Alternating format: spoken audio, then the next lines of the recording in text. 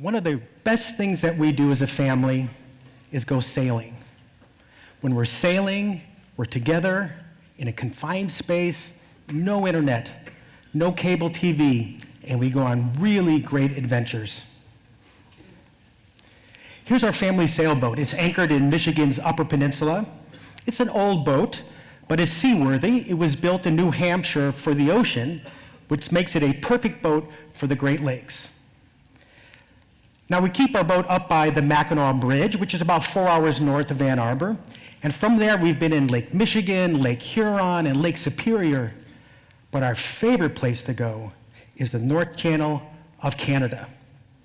The North Channel is the area just above Manitoulin Island. Manitoulin is the largest freshwater island in the world. And the North Channel is this pristine wilderness, thousands of islands, many remote places. Well, a couple of summers ago, I wanted to go to one of those remote places called McGregor Bay. It's at the far east end of the North Channel. And for a boat that averages about 6 miles an hour, it took us several days to actually get there. Now, I should tell you that not many people go to McGregor because it's a dangerous place. One reason it's a dangerous place is that it's not exactly a bay in the traditional sense. Rather, it's this complicated, convoluted maze of waterways. The nautical charts are all not helpful. I have one chart that I use that I rely on that was hand-drawn in 1956 and includes instructions like go between the rock and the bush. Now, I gotta tell you, I've been at that point, and the rock is still there, of course, but so is the bush. And going between them is a breathtaking experience. So you can't even rely on your GPS because it's not accurate enough. Your GPS would tell you that you're in deep water right after you've run aground. So there's only one thing you can do, only one way to navigate in and navigate out. You have to drop your sails, turn on your engine, and rely on the visuals. But even that's a challenge. So this is not one of those well-timed photographs of a seagull about to land. Rather, that bird is standing on a submerged boulder, a boulder just waiting to punch a hole in the hull of your boat. But I gotta tell you, it was totally worth it. I had never seen a place like this before. It was majestic, and we had it all to ourselves. The weather was perfect. My son and I are catching fish right off the bow of our boat. And we were having so much fun that we decided to stay an extra day, and then another day, and another day. And we stayed one day too long. So the day of our departure, my wife and I got up really early, and I went to start the engine. Click, click, click, click. Dead batteries. The engine won't start, and we are stranded in paradise. Now, I'm going to tell you, a situation like this really concentrates your mind. What are we going to do? Eventually, our son woke up, and he said, "Hey, Dad, I thought we were leaving early today." I said, "Yeah, me too." And I explained, what had happened. I said, "Don't worry." But I was worried. I was really worried.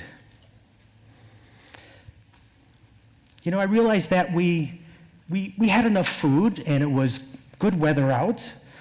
We had a dinghy. I thought, maybe I could take that dinghy with a 6-horsepower engine, take it all the way to the nearest town, get a battery, and come back.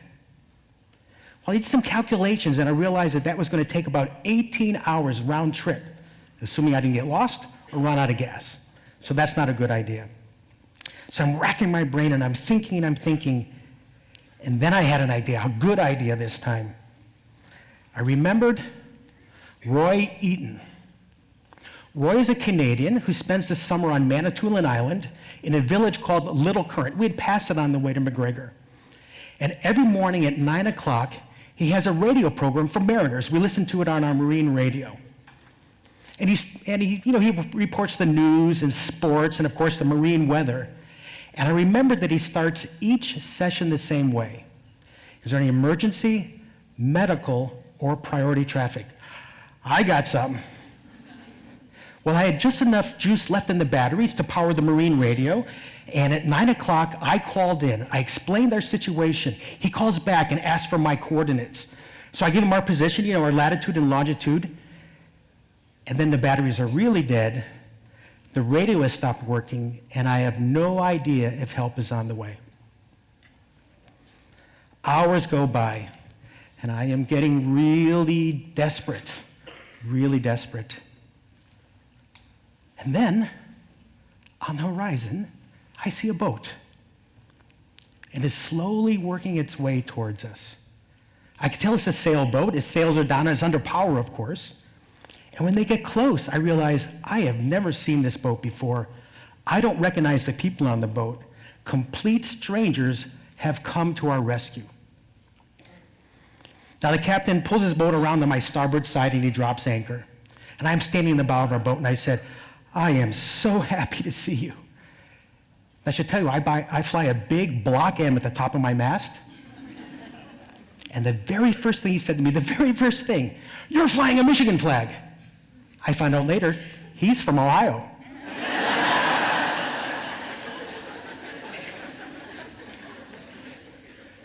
Well, his name is Harvey. And Harvey's a really great guy. He had spare batteries on his boat. He brought them over, helped us get our engine started, and he even stayed in radio contact with me as I worked our way back. And I said to my wife and my son, I am so grateful that let's go all the way back to Little Current, and I'm going to ask Roy to be on his show and give a big shout out of gratitude to the entire boating community. So that's what we did. We went all the way back to Little Current. We got in really late at night. We docked. I plugged in the shore power. And just before 9 the next morning, we went to Roy's studio. Roy was delighted, thrilled to see us because he didn't know what had happened. And I asked him if I could be on his show to give a big shout out to Harvey. And of course he said yes. And then he started his session the same way. Is there an emergency, medical, or priority traffic? There was. A skipper called in and said that he had just learned that a member of his crew was severely allergic to bees and had forgotten this. An EpiPen. So an EpiPen contains synthetic human adrenaline. It's an emergency treatment for severe allergic reactions like anaphylaxis. And I remember Roy just looking down and muttering, EpiPen, what's an EpiPen? And he looks up, and our hands are up because my son has a severe peanut allergy, and we have half a dozen EpiPens on our boat at any time. And so we very gladly left one with Roy. Roy radioed the skipper and said, come on in the port and pick it up. And because of that, that crew member was able to continue his trip with peace of mind, knowing that he wasn't going to die from a bee sting. Now, my talk is not about sailing. I tell you this story because it illustrates a fundamental human principle called paying it forward. Harvey comes to our aid and assistance, and I am really grateful, and I want to pay it forward, and I'm delighted to have the opportunity to help someone else. Here's another example, a kidney chain. I like this one because it was started by Matt Jones from Petoskey, Michigan, and Matt wanted to change someone's life for the better. And he did so by donating one of his kidneys to a stranger. That stranger turned out to be Barbara, who lived in Phoenix and who was dying from kidney disease. Now, her husband, Ron, would have donated one of his kidneys, but they didn't have compatible blood types. But he was so grateful that he paid forward one of his kidneys to another stranger, Angela, whose mother was so grateful that she paid forward one of her kidneys to someone else. And on it went, a giant pay-it-forward kidney chain driven by gratitude. Now, when I'm not sailing, I'm a sociologist here at the business school at the University of Michigan, so I actually do have a real job. And we have a name for this. We call it generalized reciprocity, very different from direct reciprocity. You help me and I help you. Rather, generalized reciprocity is that you help me. I feel grateful. I pay it forward to help a third person who feels grateful, pays it forward, and helps a fourth. Gratitude drives the process.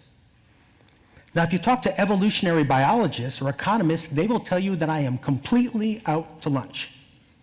Gratitude has nothing to do with it.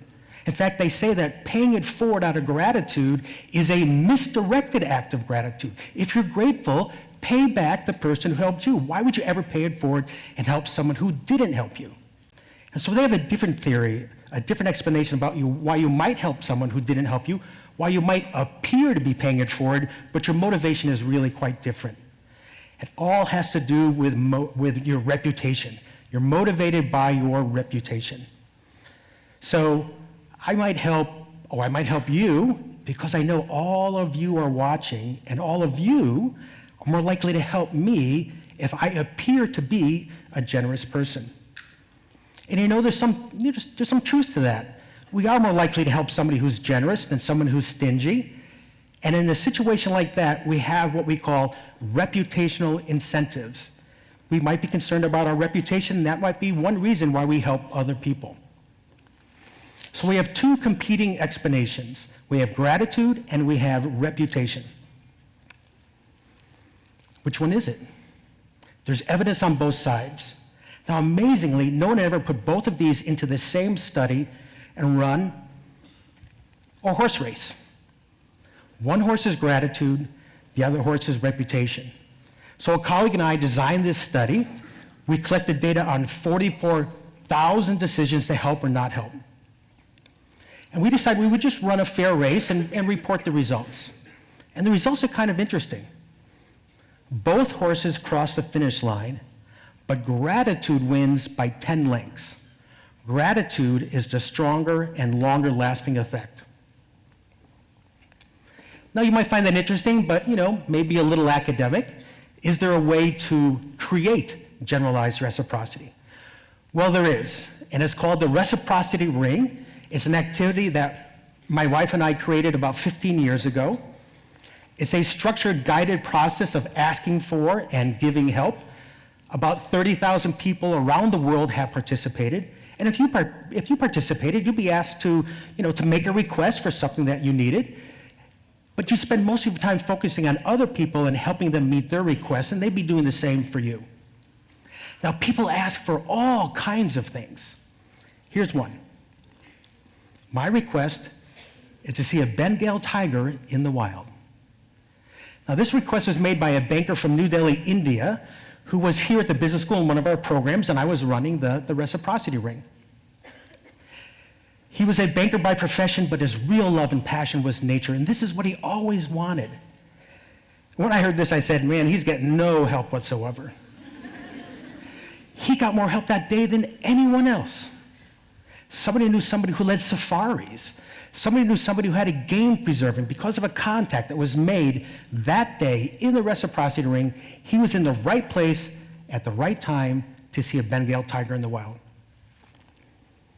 This next one was made by a Ph.D. MD scientist in one of the large pharmaceutical companies. They'd invited me to come in and run a ring for one of the drug development teams. I'm about to pay an outside vendor $50,000 to synthesize a strain of the PCS alkaloid. I had no idea what he was talking about. So I looked it up, and what it means is that alkaloids come from plants and can be used to make drugs.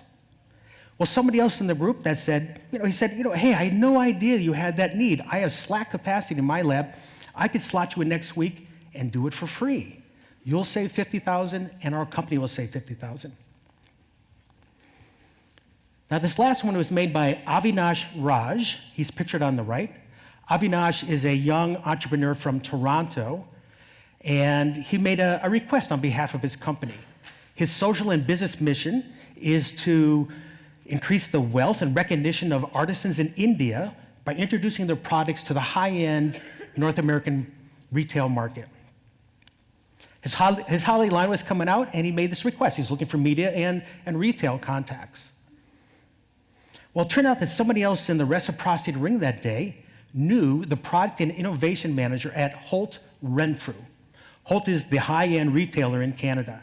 An introduction was made. Avinash presented his products, and they met every one of their criteria.